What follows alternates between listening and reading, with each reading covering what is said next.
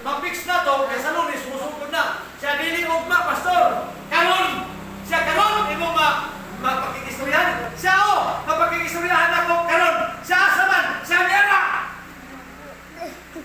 Gitundok kong galit sa luyo mga igsoon. Muna na kong sinagang kayo naman. Mula kaway na ko pagkaugma, kita na ko brad.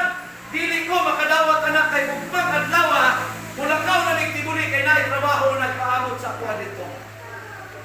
Ang naitabo igsoon si Brother Cabalero, kay patay naman to. Nitulog ang luha igsoon na natubang sa kuha. Niyong paliyabran.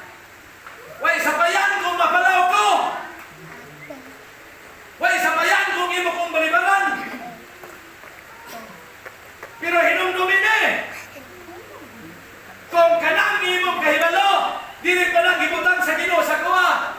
Dili na ko mangitag tao nga mao ikaw, ako na lang. Pero nakita na ko nga akong kapasidad, dili ka kaya na animo akong nakitaan. Hinumdumin ba kayo? Imong sweldo 7,004. Dako imong sweldo, gamay imong panalangin. Apan dili kasbot sa Ginoo, gamay imong sweldo, dako imong panalangin. Magpili ka na kay pag-abot sa panahon, pagbalik sa Ginoo, aninglong ka sa Dios, anang kay balo nga naa nimo. Kusa na kay espesyal nga tawag sa Ginoo, kini nga tawa kung imong palibaran, di ko masubo kay imuha mo ng desisyon. So na naminaw ang simbahan, naminaw sa among duha dito na istoryahanay. Gitulo akong duha kay di punto na tawag igsoon, andam ko na ko nga dako kayong tingog na akong nadunggan na imon. Pangandam! Kunya bipunto igsoon ang tingog, nagdamgo ko. Tulogyan kagabi straight, nagdamgo ko sa akong uyuan. Kamahurin ng papa nga patay na. Kada gabi, makita na ko sa straight yun mga igsoon ng tulog kagabi. Kung ako Ginoo, kung mamatay na ko, ikaw na ibahala sa akong pamilya. Di ba kaya na ko sa Ginoo? Sumastong igsoon pinagis pag-ampo, nido kung ampo Ginoo.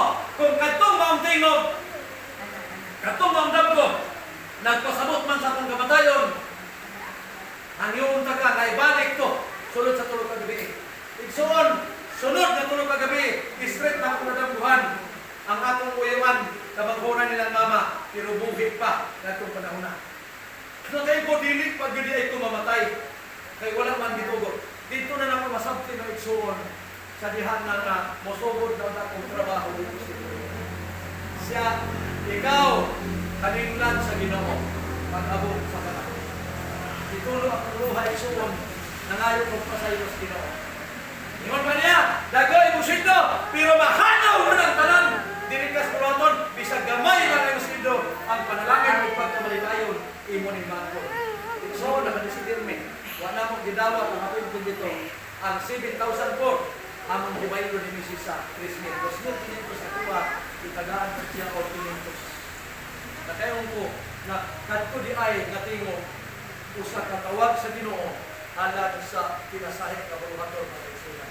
Una, matalusan na to, dahil lain man ang iyas na gitulang sa Ginoo, pero ako na kasiguro na tungkol sa Ginoo, mauragyan na natong pagkinawi, mahimutang sama sa isa katao, nagisudlan kami adtos, daghang dautang espiritu, o mahimo ng galamiton sa lutong sa Ginoo.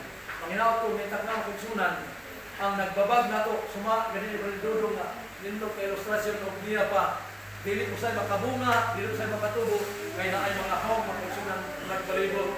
Kung maputol na siya, maiwagan ta kanunay sa kahayag sa atong Ginoo, sigurado ang atong bunga mga igsoon. Sama sa usa ka tawo nga ginagaan sa Ginoo special mission na pulo ka syudad, iyan ang gilakaw igsoon ang syudad sa Decapolis.